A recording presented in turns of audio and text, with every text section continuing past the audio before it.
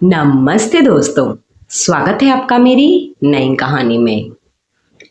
मेरा नाम कविता है।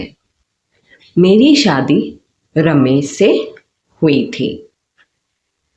रमेश देखने में तो भोला भाला, बहुत ही अच्छा, और उनकी नौकरी भी बढ़िया है।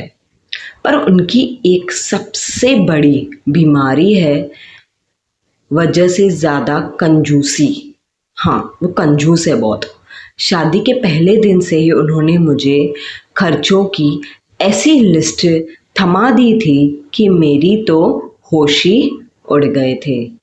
सच में ये सब हुआ था।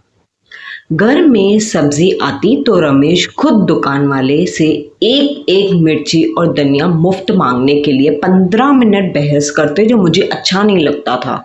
अगर मैं कभी थोड़ा सा एक्स्ट्रा दूध या पनीर मंगवा लेती तो वो अकेले में बैठकर रोने लगते, जैसे उनका सब कुछ लुट गया है, हीरे जवाहरात। हद तो तब हो गई थी जब उन्होंने घर के फैन और एसी के रिमोट पर ही ताला लगा दिया था। वो कहते, कविता, एसी चलाने से पैसे खर्च होते हैं, हाथ वाला पंखा इस्तेमाल करो, सेहत के लिए अच्छा होता है, एक्सरसाइज भी होती है। मेरी जिंदगी एकदम बेचारी जैसी हो गई थी। एक दिन रमेश ने मुझसे कहा कि उनके पास बिल्कुल पैसे नहीं हैं खर्चे वगैरह के लिए, और इस महीने हमें सिर्फ दाल चावल खाकर ही गुजारा करना पड़ेगा। मुझे उन पर बहुत शक हुआ। रात को जब रमेश गहरी नींद में सो रहे थे तो उनकी पॉकेट से लॉकर की चाबी निकाल ली मैंने जब उनका पुराना लोहे का लॉकर खोला तो जो मैंने देखा, मेरे तो आंखों तले जमीन खिसक गई। बोलते हैं ना, आंखें फटी की फटी रह गई, पैरों तले जमीन खिसक गई। मेरा मुंह भी, वर्ड्स भी स्लिप हो रहे हैं। लॉकर के अंदर कोई 1 या 2 लाख नहीं, बल्कि कैश की गड्डियां और सोने के बिस्किट्स पड़े हुए थे। रमेश हर महीने लाखों रुपए बचाकर वहां छुपा रहे थे और मुझे 1-1 रुपए के लिए तरसा रहे थे। सच, मेरा गुस्सा अब 7वें आसमान पर था। बहुत गुस्सा आ रहा था मुझे। मैंने उनसे उन पैसों को हाथ ही नहीं लगाया, ना ही कोई हल्ला मचाया। मैंने तुरंत अपना दिमाग लगाया।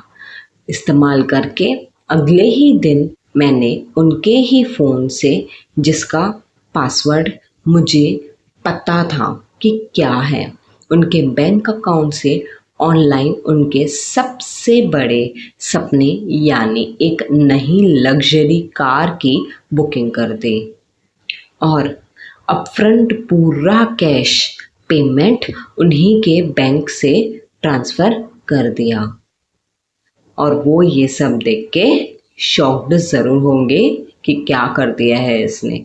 मैं देखना चाहती हूँ कि उसके तोते कैसे उड़ते हैं, जिसने मुझे 1-1 रुपए के लिए तरसाया है, 1 महीने के लिए सिर्फ दाल चावल पर गुजर करवाया है, ना ही पनीर, और वो भी ले लूँ चाय वगैरह के लिए तब भी इस आदमी के थोपड़े सूजने लगते हैं। अगले ही दिन सुबह सुबह घर के बाहर एक चमचमाती हुई गाड़ी आई, आकर खड़ी हो गई।